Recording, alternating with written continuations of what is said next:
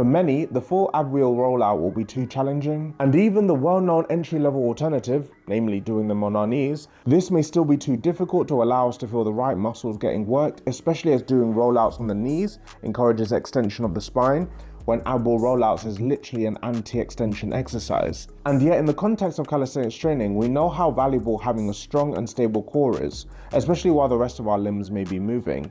And so we appreciate that this little device can help us achieve this unreal abdominal strength. The benefits of ab wheel rollouts include training our core to resist movements, arguably the primary function of our core in the first place, not this hyper-generation of movements that many other core workouts seem to prioritize. It's also an exercise hardest in the lengthened position, kind of like a Romanian deadlift but for our abs, and so we get a really great stimulus for muscle growth, and we know that especially for getting visibly defined abs, having that muscle growth is really valuable. And as a side benefit, we get to work on our shoulder mobility, which can ladder up to other skills. But the question is how to do ab wheel rollouts. At least as a beginner, how do we get the most out of this movement? Enter the resistance band, and actually performing ab wheel rollouts with a band can be the key to unlocking the benefits of this amazing exercise, even if you can do ab wheel rollouts, but this will allow you to do it with perfect form. The setup is very simple. Anchor a band around the bar and loop it around our hips. Grab the ab wheel and bend forward so that our feet and hands are slightly behind the bar. Starting from here will ensure that the band isn't overstretched during the bottom part of the rep. Get onto your tiptoes, protract the shoulders, lock out the elbows, and the first movement we're looking for is this slight planche forward so that our hips are ahead of our feet with the weight over our shoulders. Get very familiar with this position as it will form the start and end point of each rep. And I'll explain why this position is so important a little bit later on. But in terms of getting started with this movement, we want to lean forward, maintaining that protraction and keeping the glutes squeezed so that we have an almost domed appearance in our back. The position we're looking for will feel like a hollow hold with no gaps under the back, but with the hands and feet closer to the ground and trying to make ourselves as tall as possible. Take this position, rotate it at 180 degrees, and we have the bottom of the ab wheel rollout. Now it's on the way back when we typically run into a little bit of trouble. We don't want the back arching to allow the hips to take over here. So visualize trying to drive the hips downwards while simultaneously pulling that belly button into the spine and pulling with straight arms back towards your feet.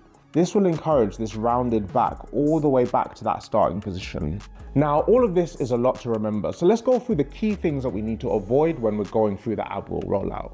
Safety first, so make sure that you inspect your band before doing any band assisted movement. If your band is frayed, don't risk it snapping. Just get a new one. We've got loads of high quality ones on the Cali To The Crowd shop that last for years of almost daily use. And actually, if you need an ab wheel as well, then go to the shop as well, we got you. We also need to be on the lookout for two parts of the body that are going to try and steal tension away from our core. The first tension thief is the lats. A neutral to extended spine will encourage us to turn this movement into more of a straight arm lat pull down. We have plenty of straight arm lat exercises that we can do, so go do those instead. The ab wheel rollout is all about the core, so maintain that hollow hold, keep the shoulders protracted, and keep the tension in our core where we want it to be. The second area trying to take tension away from our abdominals is going to be the hips. Now, the hip flexors will try and take tension away from almost every ab exercise.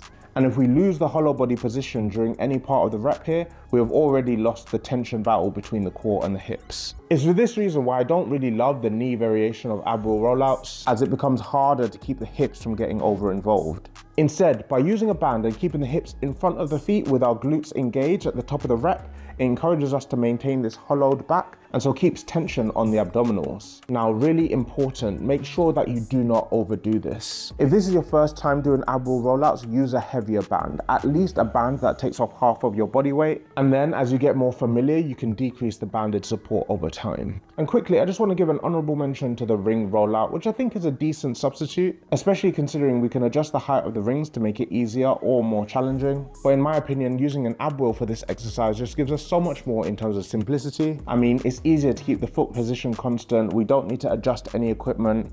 And not only does Sergeant Sasha not love the ring variation, but actually with the rings, we slightly alter the strength curve because the further we roll out, the higher the rings will come away from the ground as the rings follow that natural arc away from the bar. Crowd, I cannot stress how overpowered this exercise is for developing anti-extension strength. I mean, we can literally see how this translates into other skills, right? But if you want to understand how I built up my midsection in full, then check this video out right here.